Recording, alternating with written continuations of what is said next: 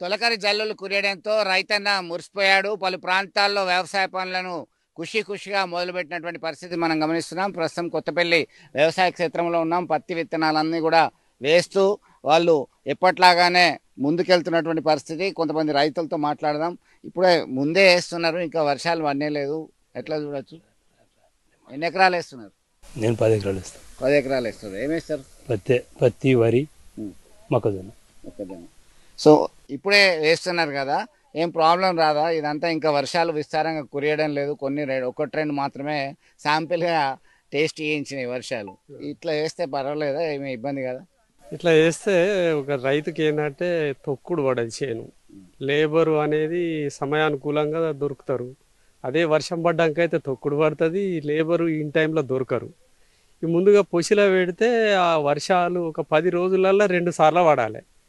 అది చుక్కలాగా మంచిగా మొలుస్తుంది, తేజ్గా వస్తుంది. అది ఏది పొసిలో పెట్టింది ఆ పంట కూడా ఎక్కువ వస్తుంది. అది అందుకే ఎక్కువ. ఏమేమి పండిస్తారు? ఎట్లా ఉన్నది పరిస్థితి? ఈసారి అనుకూలంగా ఉంటుందా? అనుకూలంగా ఉంటాయి. ఋతుపవనాలు మంచిగానే ఇప్పుడు వస్తున్నాయని మనం టీవీలలో చూస్తున్నాం. అనుకూలంగా ఉంటుందనే మేము భావిస్తున్నాం. ఇప్పుడు మాకు ఇక్కడ ఎక్కువ కొత్తపల్లిలో సగం పత్తి, సగం పొలం ఇట్లా పెడతా ఉంటారు. మొక్కజొన్న అనేది కొంత పెడతా ఉంటారు. ఈ 3 పంటలే మెయిన్. మిర్చి అనేది ఇక్కడ పెడతలేరు, వైరస్ అచ్చుట్ల మిర్చి బంద్ పెట్టిరు.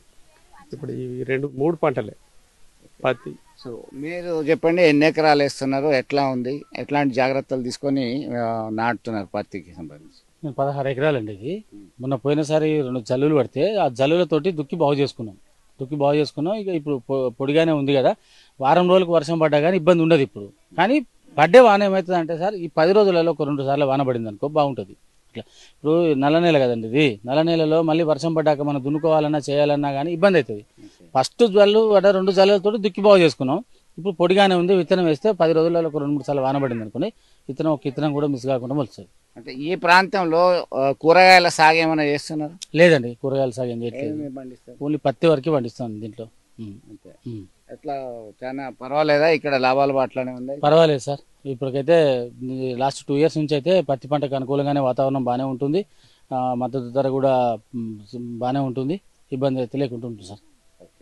సో మొత్తం మీద పత్తి పంటకి అనుకూలమైనటువంటి నేలలు కాబట్టి ఇదంతా కూడా దున్ని పొసి నేలలోనే విత్తనాలు నాటితే అనుకూలంగా ఉంటుంది అని చెప్పి అభిప్రాయంతో ఇక్కడంతా కూడా సాగు చేస్తున్నారు. వరి పొలాలు ఒకవైపు, మరి ఒకవైపు పత్తి, మొక్కజొన్న మాత్రం పండించడానికి సిద్ధంగా ఉన్నారు రైతులందరూ కూడా. మీరు చెప్పండి, ఎన్ని ఎకరాలు వేస్తున్నారు? ఎట్లా ఉన్నాయి?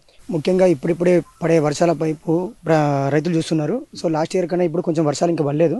ఈరోజు మా అన్నయ్య ఇప్పుడు పూసలో పెడుతున్నారు. యాక్చువల్గా ఈ పూసలో పెడితే ఏంటి అంటే మనకు డిస్టర్బ్ ఉండదు, లేబర్ ఖర్చు తక్కువ అవుతుంది, తొందర పెట్టేస్తారు.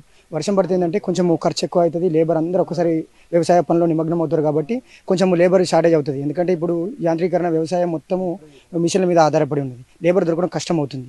సో ముఖ్యంగా ఈ సంవత్సరం మనం కోరుకునేది ఏంటంటే వాతావరణం అనుకూలించాలి, రైతులు పాడి పంటలతో సుఖ సంతోషాలతో ఉండాలని మేము మనస్ఫూర్తిగా కోరుకుంటున్నాం. అంటే వరి పొలాలు ఏమైనా వేస్తున్నారా?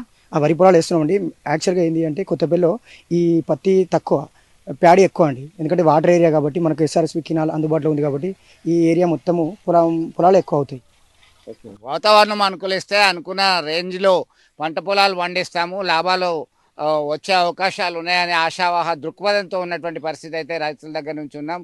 అన్నీ అనుకూలంగానే ఉండాలని మనము కోరుకుందాం. వీడియో జర్నలిస్ట్ సుమన్తో కలిసి చంద్రశేఖర్, RTV, కొత్తపల్లి వ్యవసాయ క్షేత్రం. నీట్ 2024 ఫలితాల్లో జాతీయ స్థాయిలో సత్తా చాటిన రెజొనెన్స్ 720 మార్కులకు 715, 711, 705, 701, 700 వంటి టాప్ మార్కులతో పాటు ఎగ్జామ్ రాసిన ప్రతి ముగ్గురిలో ఒక్కరికి మెడికల్ సీట్ సాధింపజేసిన రెజొనెన్స్ హైదరాబాద్ క్యాంపస్ లో నీట్ లాంగ్ టర్మ్ అడ్మిషన్స్ జరుగుతున్నవి.